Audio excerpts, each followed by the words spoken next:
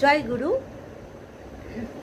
কথা প্রসঙ্গে শ্রী শ্রী ঠাকুর বললেন, মানুষ যাতে পরিবেশের প্রতিকূল সংঘাতের ভিতর পড়ে সাম্য ঠিক রাখতে পারে, তার মানসিক ক্ষয়ক্ষতি পূরণ করে নিতে পারে, তার বিহিত অবস্থা রাখাই ভালো।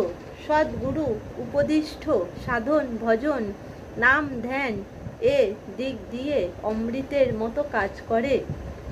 আবার মানুষের যদি এমনতর কোনো প্রিয়জন না থাকে যার কাছে সে নিশ্চিন্ত মনে নিজের ভারাক্রান্ত মনের দুঃখ, ব্যথা, গ্লানি ও সমস্যার কথা নিবেদন করে সমাধান লাভে হালকা হতে পারে, তাহলে কিন্তু তার জীবন দুর্বহ হয়ে ওঠে। এদিক দিয়েও সদ্গুরুর আশ্রয় নেয় যারা, তারা নিজেদের ভারাক্রান্ত করবার অনেকখানি সুযোগ পায়। নিজের দুঃখের ভার নিজে বহন করা মানুষের পক্ষে দুঃসাধ্য, তাই মানুষ চায় কাউকে যার কাছে সে নিজেকে উজাড় করে দিতে পারে।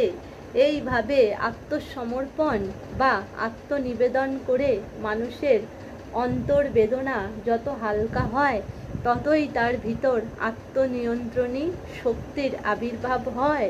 সে আবার তখন কতজনকে সাহায্য করতে পারে।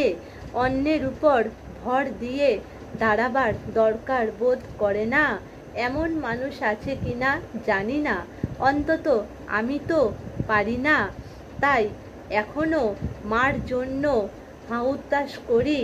ব্যথা পেলে সহানুভূতিশীল কারো সান্নিধ্য খুঁজি। দুঃখ কষ্ট বিপদের সময় মানুষের পিছনে মাভই বলে দাঁড়াবার যদি কেউ না থাকে, তাহলে সে আরো অসহায় হয়ে পড়ে। আবার ঈশ্বর বিশ্বাসও মানুষের দিন দিন কমে যাচ্ছে।